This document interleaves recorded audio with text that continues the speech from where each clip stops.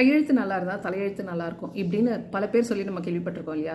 இது எப்படி சாத்தியம் அப்படின்னு என்னோட ஒரு சின்ன அனாலிசிஸ் அண்ட் விளக்கம். என்னோட ஹேண்ட் ரைட்டிங்கை நான் அனலைஸ் பண்ணும்போது, லைக் ஒரு மளிகை லிஸ்ட் எழுதும்போது, ஒரு அஃபர்மேஷன் எழுதும்போது, இல்லை செஷனுக்கு தேவையான நோட்ஸ் எதாவது எடுக்கும்போது, இல்லை மனசில் தோன்றதை ஒரு டைரியில் பென் டவுன் பண்ணும்போது, இந்த மாதிரி வேரிட் ஹேண்ட் ரைட்டிங்ஸை நான் அனலைஸ் பண்ணும்போது எப்பெல்லாம் ஒரு பதட்டமான சூழ்நிலையில் இல்லை ஒரு மிட் டேயில் வந்து நான் எழுதியிருக்கணும், அப்போ பார்த்தீங்கன்னாக்கா அது கிறுக்கல் மாதிரி தான் இருக்குது, கோழி கிறுக்கல் மாதிரி இருக்குது. காலையில் இல்லை நைட்டு முடியும் போது ஏதாவது ஒரு விஷயம் எழுதுறான் அப்படின்னாக்கா அந்த ஹேண்ட் ரைட்டிங் கொஞ்சம் தெளிவாகவே நீட்டாகவே இருக்குது.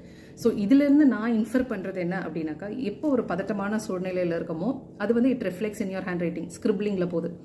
எப்போ நம்ம காமன் கம்போஸ்டாக சைலண்ட்டாக இருக்கோமோ அப்போ வந்து அந்த ஹேண்ட் ரைட்டிங் ரொம்ப நீட்டாக வருது. ஸோ இதை தான் பெரியவங்க வந்து என்ன சொல்லியிருக்காங்கன்னா, ஹேண்ட் ரைட்டிங் நல்லா இருந்தால் தலையெழுத்து நல்லா இருக்கும். ஸோ எப்போ நல்லா இருக்க ஹேண்ட் ரைட்டிங், நீங்கள் காமன் கம்போஸ்டாக இருக்கும்போது, ஆப்வியஸ்லி காமன் கம்போஸ்டாக இருக்கும்போது நிதானமாக செயல்படுவீங்க. அப்போ கண்டிப்பாக வாழ்க்கை நல்லா தான் இருக்கும். Do you agree with my analysis?